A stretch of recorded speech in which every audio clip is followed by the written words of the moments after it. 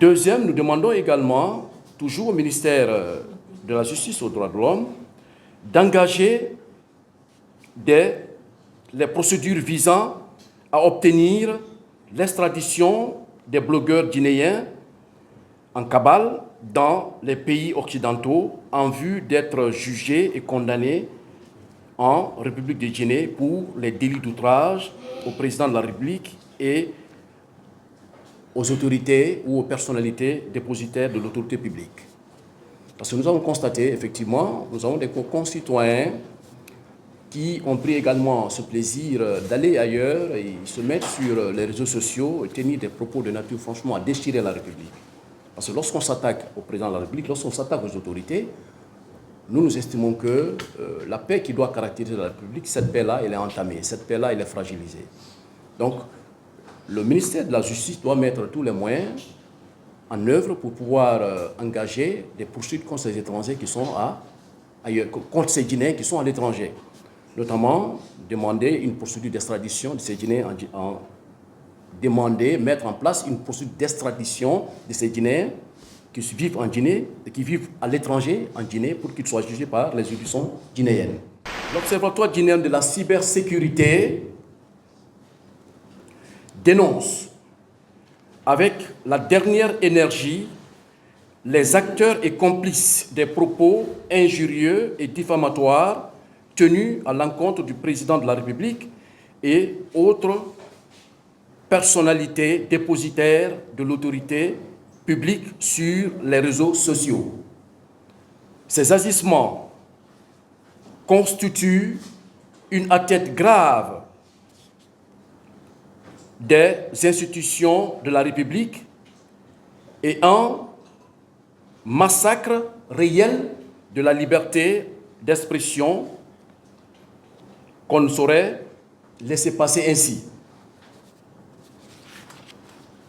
En effet, il importe de souligner que le président de la République constitue une institution qui est celle du pouvoir exécutif. Le respect donc de l'institution présidentielle s'impose à nous tous, à tous les individus, indépendamment de tout clivage politique, régional, religieux ou autre. Ce qui revient à dire que tout propos injurieux ou diffamatoire dirigé contre le président de la République constitue également un propos injurieux ou diffamatoire dirigé contre l'institution présidentielle qu'il incarne. L'Observatoire guinéen de la cybersécurité, au nom du peuple de Guinée, qui est victime d'ailleurs de ces propos injurieux dirigés contre la personne du président de la République, présente ses excuses et toutes ses excuses à ce peuple de Guinée, à ce vaillant peuple de Guinée. S'agissant du second point de mon intervention, ou de ma conférence, si vous voulez, qui porte sur les conséquences pénales de l'offense faite au président de la République et à toute autre personnalité dépositaire de l'autorité publique. L'offense au président de la République et autres personnalités dépositaires de l'autorité publique constitue une infraction à laquelle sont attachées des graves conséquences sur le plan pénal. Cette infraction est prévue et condamnée par les dispositions pertinentes du Code pénal et de la loi sur la cybersécurité et la protection des données à caractère personnel. En effet, si on interroge le Code pénal guinéen sur la question, notamment l'article 659, qui dispose comme suit: quiconque, soit par des discours écrits ou menaces proférées dans des réunions ou lieux publics, soit par des écrits, des imprimés, vendus ou distribués, mis en vente ou exposés dans des réunions ou lieux publics, soit encore par des plancards ou affiches exposés au regard du public, offense, la personne du chef de l'État est punie d'un emprisonnement de 1 à 3 ans et d'une amende de 200 000 à 2 millions de francs guinéens ou de l'une de ces deux peines seulement. Donc la lecture de cette disposition qui doit interpeller tous les Guinéens traduit la gravité du délit d'outrage au chef de l'État en Guinée. Nous croyons qu'il en est de même dans toutes les démocraties. Notamment, quand vous prenez les grandes démocraties, comme les États-Unis, comme la France, et comme ailleurs, il n'y a que la personne du président de la République qui est protégée. C'est une institution. Lorsqu'on s'attaque au président de la République, on s'attaque à tout le peuple. Quand on insulte le président de la République, on insulte tout le peuple. Bien. Le troisième et le dernier point va porter sur la formulation des recommandations aux autorités compétentes. Parce que nous estimons que dans ces agissements, ou contre ces agissements, il y a des autorités qui doivent intervenir. Non seulement pour prévenir ces agissements-là, mais également lorsque les gens ne comprennent pas, ils persistent dans ces agissements, il va falloir que la justice fasse son travail correctement. Bien.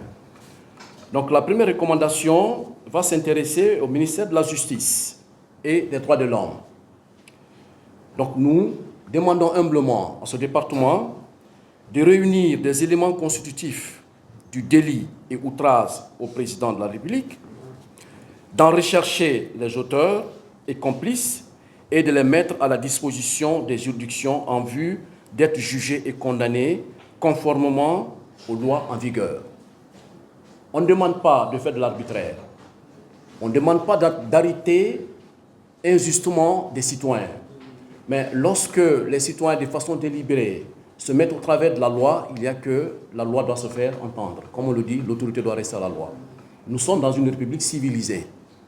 Seuls les principes de la République doivent nous guider dans tout ce que nous devons faire. Si nous agissons en contradiction flagrante avec les principes qui régissent la République, il y a que ça peut créer des graves problèmes. Donc, des agissements de ce genre, nous demandons au ministère de la Justice de prendre les mesures et toutes les mesures nécessaires pour pouvoir arrêter ça. Et la meilleure façon d'arrêter, c'est de, franchement, mettre les auteurs de ces propos à la disposition de la justice. Bien. Au ministère, premier point donc. Deuxième, nous demandons également, toujours au ministère de la Justice et aux droits de l'homme, d'engager les procédures visant à obtenir l'extradition des blogueurs guinéens en cabale dans les pays occidentaux en vue d'être jugés et condamnés en République de Guinée pour les délits d'outrage au président de la République et aux autorités ou aux personnalités dépositaires de l'autorité publique. Parce que nous avons constaté, effectivement, nous avons des concitoyens qui ont pris également ce plaisir d'aller ailleurs et se mettre sur les réseaux sociaux et tenir des propos de nature franchement à déchirer la République. Parce que lorsqu'on s'attaque au président de la République, lorsqu'on s'attaque aux autorités, nous estimons que la paix qui doit caractériser la République, cette paix-là, elle est entamée, cette paix-là, elle est fragilisée. Donc, le ministère de la Justice doit mettre tous les moyens en œuvre pour pouvoir engager des poursuites contre ces étrangers qui sont ailleurs, contre ces Guinéens qui sont à l'étranger. Notamment, demander une procédure d'extradition de ces Guinéens,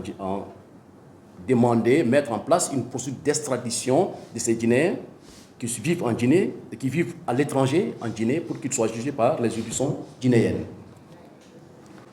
À l'autorité des régulations des postes et télécommunications, la deuxième recommandation va s'adresser à cette direction. Donc, il n'y a que cette autorité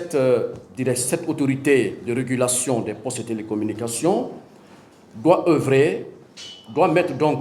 assurer la régulation du secteur de télécommunications en vue du blocage de toutes les personnes qui sont tentées d'offenser non seulement le président de la République, mais également toute personne dépositaire d'autorité publique, et même d'ailleurs tout citoyen.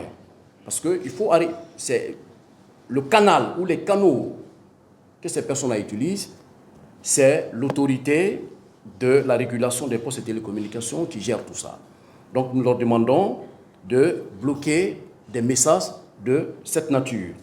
Aussi, de sanctionner sans aucune complaisance des opérateurs de téléphonie mobile, des fournisseurs d'accès à l'Internet, des hébergeurs et tout intermédiaire technique dont les agissements ou comportements contribueront à faciliter la tenue de propos injurieux et diffamatoires à l'encontre du président de la République et toute personne dépositaire de l'autorité publique.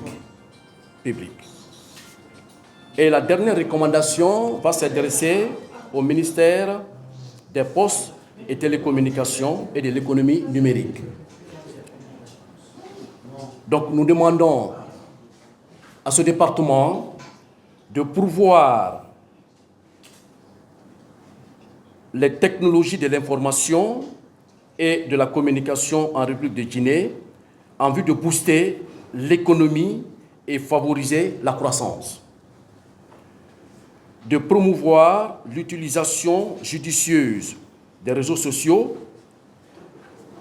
en vue d'assurer la confiance en l'économie numérique. Au ministère de la Sécurité et de la Protection civile, d'assurer pleinement son rôle de pionnier dans la lutte contre la criminalité sous toutes ses formes, y compris la cybercriminalité, et de pourvoir à la formation et à l'équipement des services destinés à la lutte contre la cybercriminalité. En conclusion, nous disons que l'exercice de la liberté d'expression est indispensable à tout système démocratique. Il est évidemment consacré par les dispositions de la Charte de la transition de la République de Guinée et par les instruments régionaux et internationaux librement ratifiés par la Guinée. De même, comme toute liberté, la liberté d'expression doit impérativement s'exercer dans le cadre du respect des lois de la République. Or, dans le cyberespace actuel de la Guinée, nous assistons à un exercice que nous pouvons qualifier d'utilisation sauvage du cyberespace. C'est pourquoi nous avons cru organiser cette conférence de presse pour attirer l'attention de nos concitoyens sur ce phénomène qui commence à avoir une tendance très, très inquiétante. Donc, messieurs les journalistes, voilà l'essentiel du contenu de mon point de presse. Donc, pour les questions, s'il vous plaît, nous sommes à votre disposition.